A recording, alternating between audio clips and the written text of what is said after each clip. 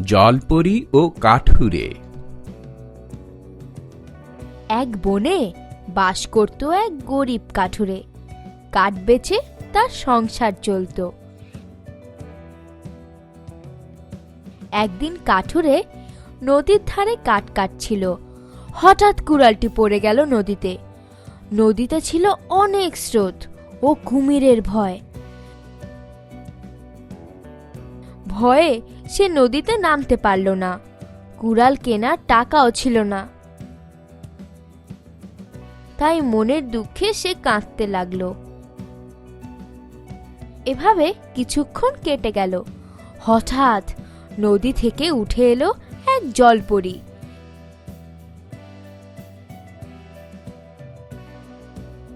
সে কাঠুরেকে বলল, তুমি কাঁদছো কেন?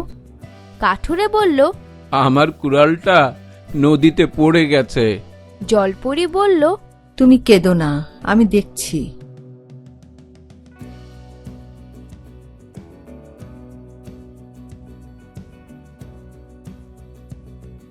জলপরি নদীতে ডুব দিল। একটু পরে উঠে এলো, হাতে একটা সোনার কুড়াল। বলল, এটা কি তোমার কুড়াল? কাঠুরিয়া ভালো করে দেখে বলল, না, এটা আমার না।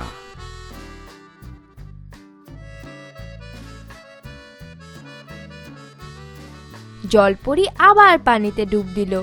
নিয়ে এলো রূপোর কুড়াল। বলল, এটা কি তোমার?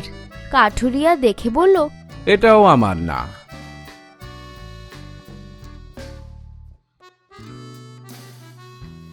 জলপরি আবার ডুব দিল।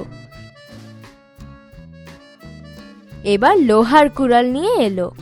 কাঠুরেকে বলল, এটা কি তোমার? কাঠুরে হেসে বলল, হ্যাঁ, এটাই আমার কুড়াল। কাঠুরের সততা দেখে জলপরি খুশি হলো। সে তাকে লোহার কুড়ালটা দিল আর উপহার হিসেবে দিল সোনা ও রূপোর কুড়াল। তারপর সে পানিতে মিলিয়ে গেল।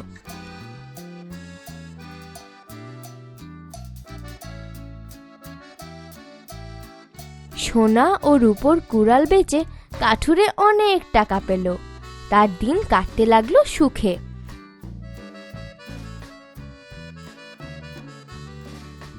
এ ঘটনা শুনে এক লোভী কাঠুরে এলো নদীর ধারে। কাঠ কাটতে লাগলো। ইচ্ছে করেই কুড়ালটি ফেলে দিল নদীতে। তারপর মিছে মিছি কাটতে লাগলো। এবার উঠে এলো জলপরি। সব শুনে নিয়ে এলো সোনার কুড়াল। বলল, এটা কি তোমার? কাঠুরে বলল, হ্যাঁ, এটাই আমার কুড়াল।